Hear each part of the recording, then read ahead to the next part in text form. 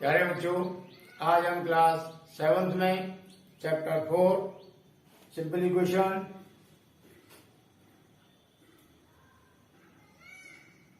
Exercise 4.1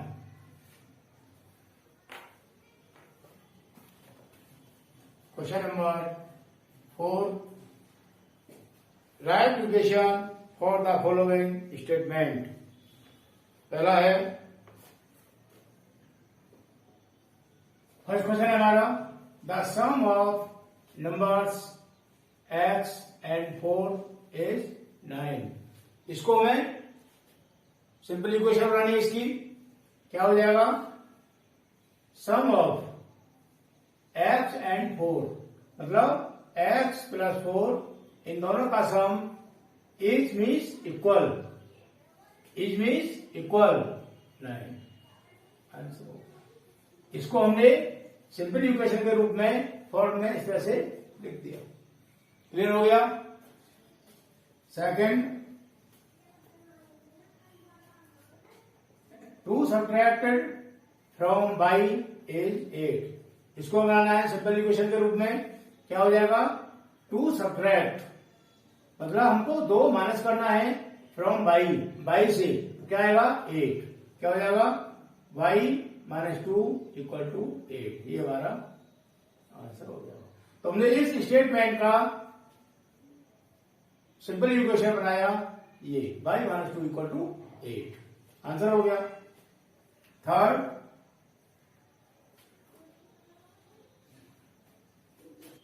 10 times a is 70। Times का मतलब होता है मल्टीप्लाई, टाइम्स का मतलब होता है मल्टीप्लाई।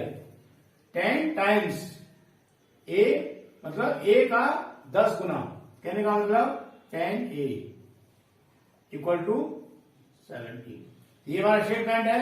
इसका सिंपल इक्वेशन ये हो गया 10a इक्वल टू 70 आंसर हो गया। क्लियर हो गया? जो मुझे समझ में आ रहा होगा। The number b divide by 5 give 6। क्या हो गया इसका मतलब? हमारा कोई नंबर है b, उसको हमने डिवाइड किया 5 से, तो हमें प्राप्त हो गया 6 आया। क्या हो जाएगा?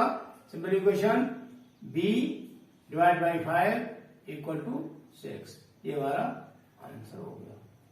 क्लियर हो गया? अब नेक्स्ट फिर 3/4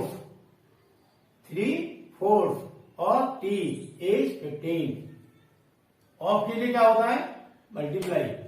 3/4 मतलब 3/4 ऑफ t मतलब t इंटू टी। 3t का मतलब 3 multiply t। 3/4 into t equal to, इसका मतलब इक्वल टू 15। ये हमारा आंसर हो गया।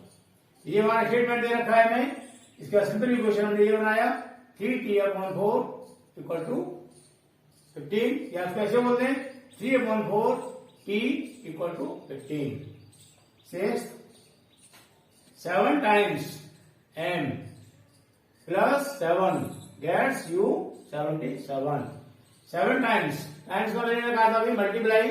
7 टाइम्स m, तो 7 टाइम्स m मतलब 7m plus 7 gets you 77। Gets भी प्राप्त हुआ मतलब इक्वल टू 77। ये हमारा आंसर हो गया। क्लियर हो गया? 7 1/4 of a numbers x minus 4 gives 4। क्या मतलब हुआ इसका?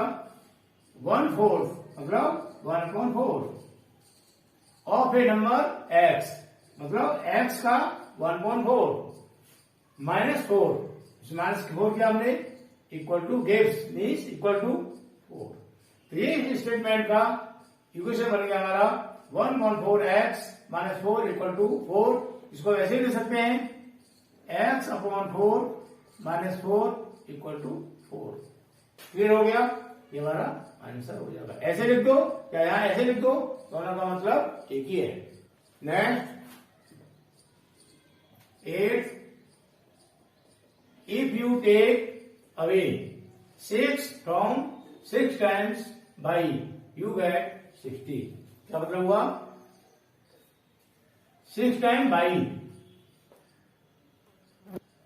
मतलब 6 बाई, टेक अवे 6 मतलब 6 बाई से हम 7 दूर है, 7 टेक अवे मतलब दूर है, दूर के लिए क्या मतलब कम है, कम के लिए क्या करते हैं minus 6 by minus 6 equal to 60।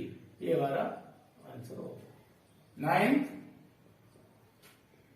If you add 3 to 1/3 of z you get 30। क्या मतलब हुआ? z के 1/3 में हम 3 को प्लस करें तो हमारा 30 आता है। z के 1/3 में z को ऐसे लिख लें या हम इसको ऐसे लिख दें, z 1/3 ऐसे लिख दें, प्लस करें 3, एड 3 कर दिया इक्वल टू 30। हम इसको ऐसे भी कर सकते हैं, ऐसे कर दो या ऐसे कर दो, दोनों का मतलब सेम है। ये हमारा आंसर हो गया। ठीक है, या तो ऐसे कर दो या ऐसे लिख दो, दोनों का मतलब एक ही होता है। Next question, question number 5, write the following equation in statement forms. अभी जो हमें स्टेटमेंट दे रखा था, हमने सिंपल इक्वेशन बनाया। इसमें क्या है, हमें सिंपल इक्वेशन दे रखा है, हमको उसको स्टेटमेंट के रूप में लिखना है। फर्स्ट दे रखा है p + 4 इक्वल टू 15। इसका हमें बनाना है statement. The sum of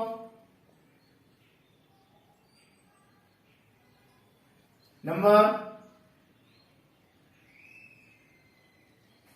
p and 4 is 15। ये हमारा आंसर हो गया। क्लियर हो गया? इसको हमने स्टेटमेंट के रूप में लिख दिया। जैसे फोर्थ का फर्स्ट था वहां x था, यहां p है, वहां 4 था, यहां भी 4 है, वहां एज 9 था, यहां 15 है। ठीक है, तो हमने द सम ऑफ नंबर मतलब इन दोनों का प्लस 15 है।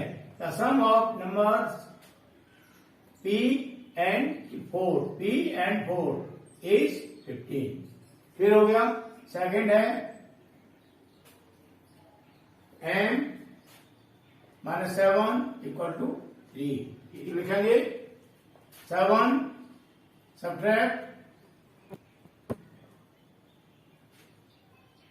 From m is 3।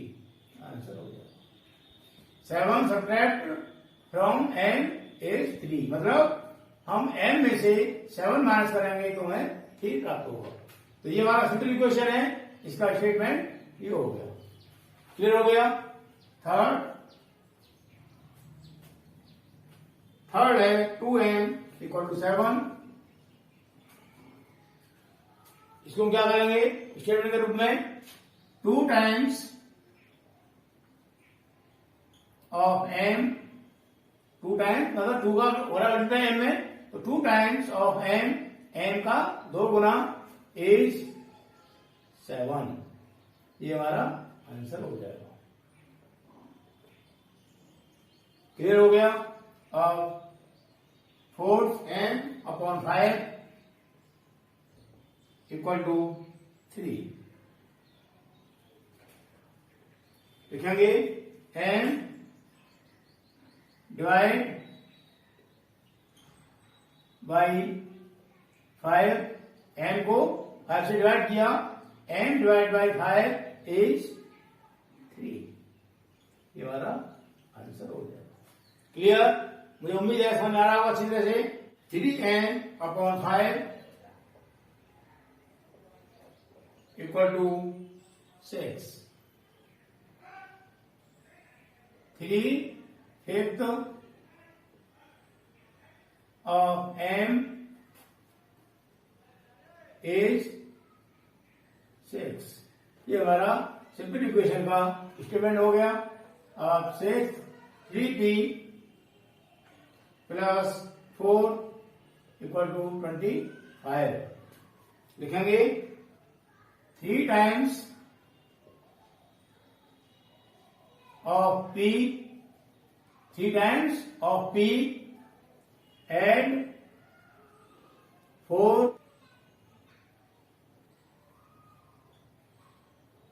25। 3 times of p add 4, add के स्थान पर हम प्लस भी कर सकते हैं, +4 वी गेट 25। ये हमारा स्टेटमेंट हो गया, क्लियर हो गया। अब 7 4p -2 equal to 18 2 subtracted from 4 times of p is ये हमारा 18। हम इसके स्थान पर लिख सकते हैं वी गेट 18। ये भी लिख सकते हैं, चाहे ये लिख दो चाहे इस लिख दो, दोनों का मतलब एक ही होता है। ये हमारा हो गया स्टेटमेंट, ठीक है। 8 p/2 प्लस 2 इक्वल टू 8।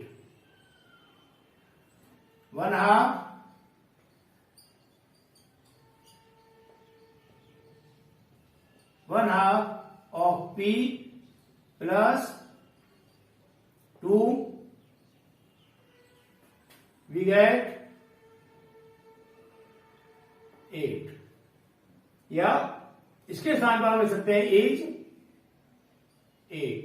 ये हमारा स्टेटमेंट हो गया, क्लियर हो गया। मुझे उम्मीद है समझ अच्छी से आ रहा होगा। Next question, question number 6, setup and equation in the following cases. हमें संख्या दे रखी है, हमें उसका इक्वेशन बनाना है। कैसे? संख्या है Irfan say that he has 7 marbles more than 5 times the marbles Parmeet has. Irfan has 37 marbles। इसका क्या मतलब हुआ? इरफान कहता है कि उसके पास 7 मार्बल अधिक हैं। किससे अधिक हैं? Than 5 times of marble Parmeet. Parmeet के बाद जितनी मार्बल है उससे 5 गुना से भी 7 मार्बल अधिक हैं। इस प्रकार इरफान के पास 37 मार्बल हैं। लिखेंगे let Parmeet has marbles equal to x. माना परमीत के पास एक्स मार्बल है। ये हमने मान लिया Irfan has marbles equal to, इसके 5 गुने से 7 अधिक हैं, 5x प्लस 7। तो ये इतने मार्बल्स इरफान के पास हैं। क्वेश्चन के अनुसार इरफान के पास टोटल 37 मार्बल्स हैं। Therefore Irfan has total marbles equal to 37। Therefore simple equation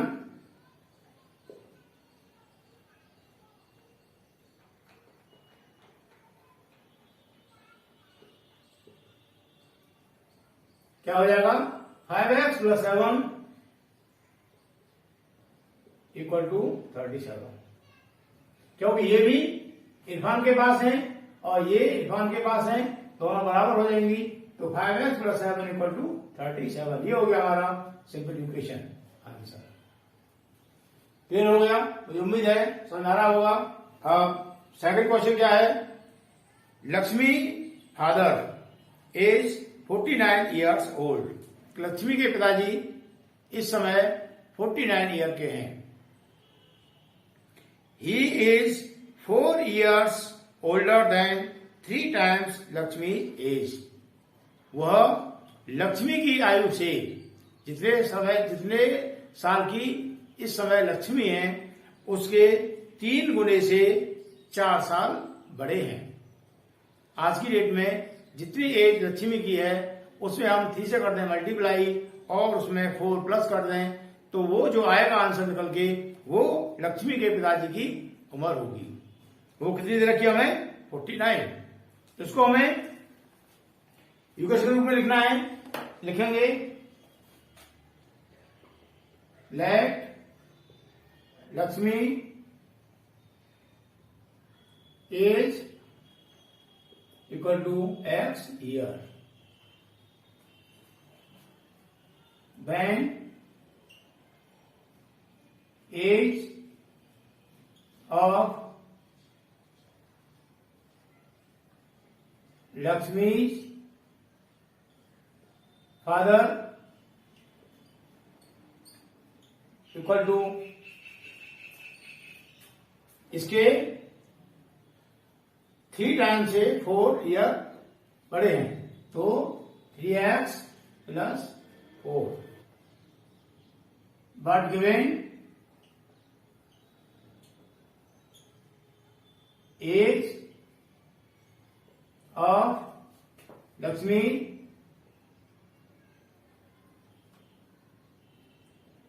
father equal to हमें लक्ष्मी के पिताजी की उम्र दे रखी है, आयु दे रखी है 49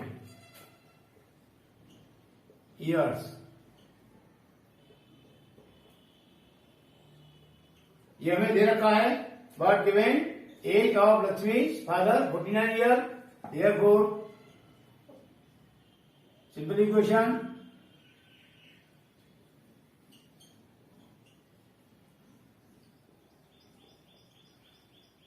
इसके अनुसार से लक्ष्मी की आयु के 3 गुणे से 4 देखे लक्ष्मी के पिताजी की आयु और हमें दे रखी है ये, दोनों को बराबर कर देंगे। क्या हो जाएगा? 3x plus 4 equal to 49। ये हमारा सिंपल इक्वेशन बन गया। क्लियर हो गया? Third, the teacher tells the class that the highest marks obtain bye a student in her class is twice the lowest marks plus 7। The highest score is 87। क्या हुआ इसका? Teacher ने बताया कि जो बच्चा क्लास में सबसे अधिक मार्क्स लेके आया है वो कैसे लेके आया है? जिस बच्चे के नंबर सबसे कम है उसके 2 गुने में अगर हम 7 प्लस कर दें तो वो नंबर निकल के आते हैं जो सबसे अधिक मार्क्स हैं। लेकिन द हाईएस्ट स्कोर इज 87। जो ऑब्टेन्स मार्क है उसका हाईएस्ट स्कोर है 87। तो इसको हमें लिखना है सिंपल इक्वेशन के रूप में। लिखेंगे let the lowest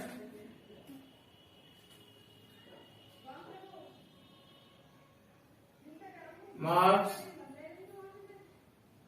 obtained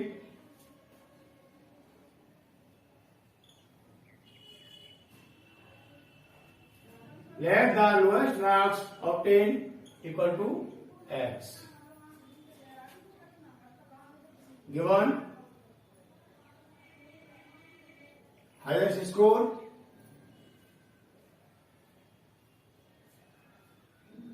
equal to 87.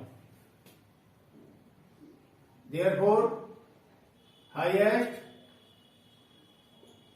score equal to twice the lowest marks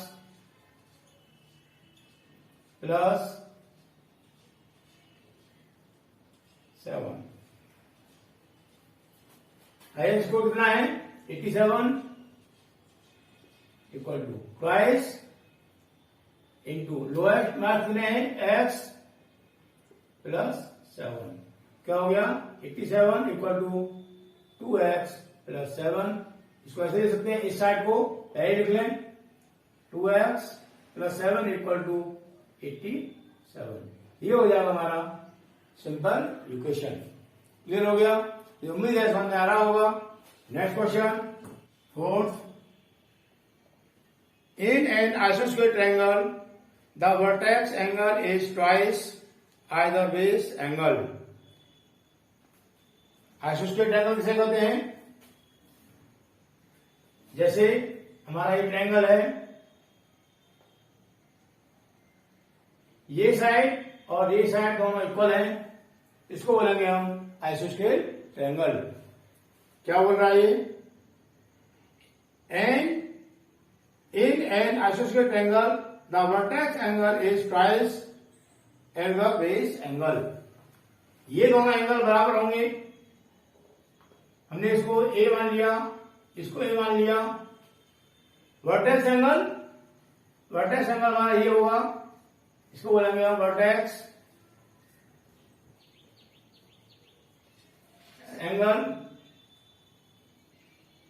ये हो गए हमारे बेस वाले एंगल।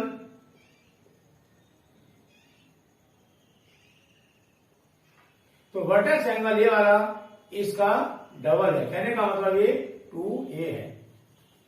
लिखेंगे let base angle of an आइसोस्केल ट्रायंगल इक्वल टू ए। ये हो गया A. Given vertex angle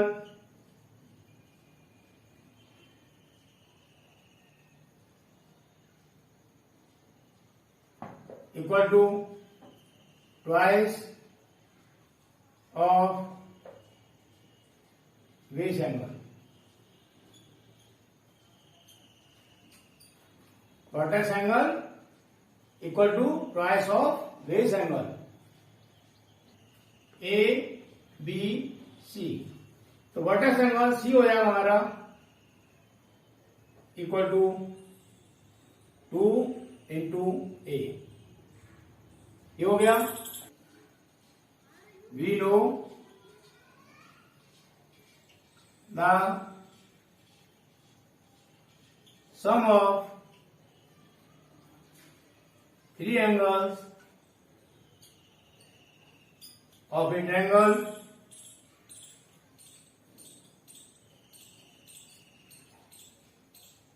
equal to 180 degree. किसी भी एंगल के तीनों एंगलों का सम करें तो 180 डिग्री होता है, ये हम जानते हैं। क्या लिख देंगे यहां? Therefore in angle ABC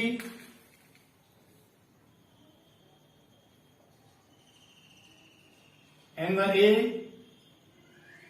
plus angle B plus angle C equal to 180 degree. Angle A हमारा ए है प्लस एंगल बी भी ए के बराबर है क्योंकि आइसोस्केलेट ट्रायंगल है, plus angle C vertex angle इनका डबल है। क्या हो गया 2a इक्वल टू 180 डिग्री। 1 1 और 2 4 हो जाएगा। 4a equal to 180 degree. ये हमारा सिंपल इक्वेशन हो गया। क्लियर हो गया? मुझे उम्मीद है समझ में आया होगा। इस तरह से हमारी एक्सरसाइज 4.1 कंप्लीट होती है। आगे की एक्सरसाइज हम नेक्स्ट वीडियो में करेंगे।